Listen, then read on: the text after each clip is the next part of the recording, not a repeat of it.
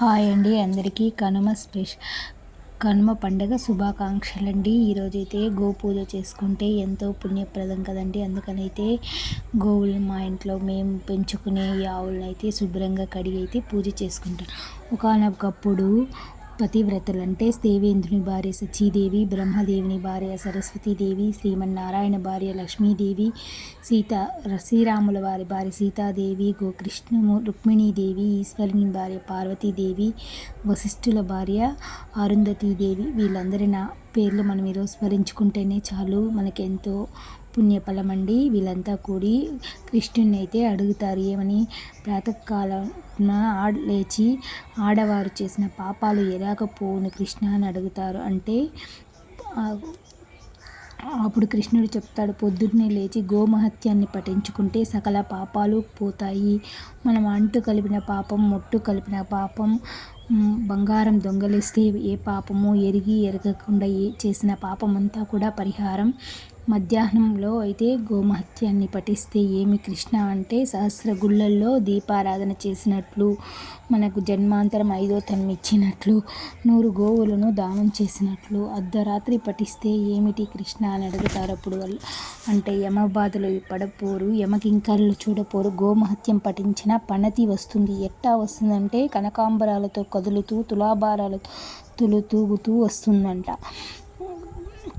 పుత్ర పౌత్రాలను తలుచుకుని బంధుమిత్రులను ఆ మహాలక్ష్మి ఎదురుగుండా వచ్చి ఆహ్వానిస్తుందంట. ఈ గోమహత్యాన్ని అయితే పట్టించుకుంటే ఆవిడని కిందికి దింపేసి పసుపు, పారాని, అక్షంతల, గంధములు ఇచ్చి కరుణించి పురుగులను వరుసగా తీసేసి ఇనుప ముక్క కాకులకు వెనుక్కు తోసేసి మండే పిల్లలకి కాశీ, గయా, ప్రయాగ అన్నీ చూసుకుని వైకుంఠానికి అయితే తీసుకువెళ్తారంట. దీన్ని విన్నవారికి విష్ణులోకము, చదివిన వారికి పుణ్యలోకం అయితే కలుగుతాయి. ఈ గోమహత్యం గురించి ఈరోజు మనం తెలుసుకుంటాం.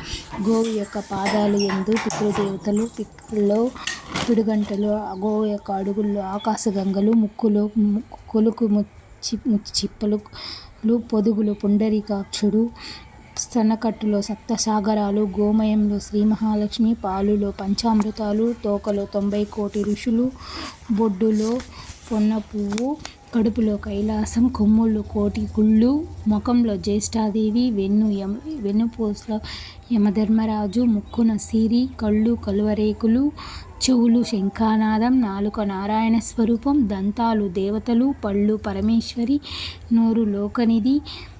ఇన్ని అయితే ఈ గోవులు అయితే ఉంటాయంటండి. అందుకే మనం గోమహత్యాన్ని ఈరోజు తెలియకుండా మనం గోమహత్యం చదవడము, వినడము, గోమహత్య ఫలితం అయితే తెలుసుకున్నామండి. ఇది విన్నవారికి, చదివిన వారికి ఎంతో పుణ్యఫలమండి. గోమహత్యం విన్నా, చదివినా వినలేని పుణ్యం. ఈ పండుగ శుభవేళ ఇలా మనం ఈ గోమహత్యాన్ని పఠించిన మనకి ఎంతో పుణ్యప్రదమైన ఈ గోమహత్యాన్ని పఠించినందుకు ఈ వీడియో నచ్చిందంటే ఒక లైక్ చేయండి, మన ఛానల్ని సబ్స్క్రైబ్ చేసుకోండి. Thank you for watching. అందరూ గోపూజ చేసుకోండి. గోవులు లేని వాళ్ళు, గోవులు ఉన్న వారికి సహాయం చేయండి.